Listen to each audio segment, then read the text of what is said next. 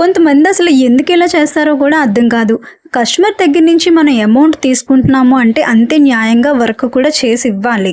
సారీని ఏదో అలా రఫ్గా ప్లీటింగ్ చేసి 2-3 సార్లు ఐరనింగ్ చేసేసి బాక్స్ ఫోల్డింగ్ చేసి ఇచ్చేస్తున్నారు. అది ఫంక్షన్లో కట్టుకున్న తర్వాత హాఫ్ అన్ అవర్కే ఆ ప్లీట్స్ అన్నీ నార్మల్ అయిపోతున్నాయి. ఐరనింగ్ చేసిన లుక్ కూడా పోతుంది. ఇలా చేస్తే ఎప్పుడూ కూడా మనకి ఒక కస్టమర్ రిపీటెడ్గా రారు. సారీ ప్లీట్స్ అన్నీ ఆర్గనైజ్ చేసుకున్న తర్వాత ఇలా స్టీమ్ ఇచ్చుకుంటూ ఐరనింగ్ చేయాలి. అది కూడా 2-3 సార్లు కాదు, వీలైనన్ని ఎక్కువ సార్లు. మరి అంత ఎక్కువసేపు టెంపరేచర్ ఇస్తూ ఐరనింగ్ చేస్తే సారీ కానీ సారీ బోర్డర్లో ఉండే పట్టు కానీ డ్యామేజ్ అయ్యే అవకాశాలు ఉంటాయి కదా. అవును, ఖచ్చితంగా హెవీ టెంపరేచర్ వల్ల సారీ పాడవుతుంది. అందుకనే ఇలాంటి ఐరనింగ్ మ్యాట్ ఒకటి యూజ్ చేయాలి. దీన్ని ఈ సారీ మీద వేసి అప్పుడు ఐరన్ బాక్స్తో మనం డ్రాగ్ చేయడం వల్ల ఎన్నిసార్లు డ్రాగ్ చేసినా కూడా మనకి సారీ క్లాత్ అనేది పాడవదు.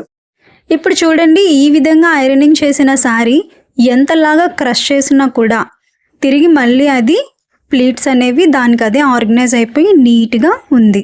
ప్లీట్స్ ఎక్కడైనా పాడయ్యాయా, సారీ ఎక్కడైనా నార్మల్ అయిందా, లేదు కదా. మనం ఎలా ఆర్గనైజ్ చేసామో అలానే ఉంది.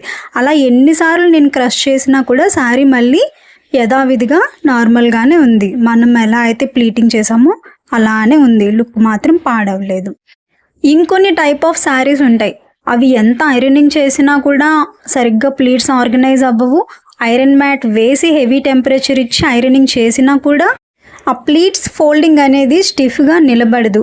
మరి అలాంటి క్లాత్ని ఎలాగ మనం మేనేజ్ చేయాలి అంటే, అలాంటి ప్రొఫెషనల్ టిప్స్ అన్ని తెలుసుకోవాలంటే మీరు కూడా క్లాస్లో జాయిన్ అవ్వాలి.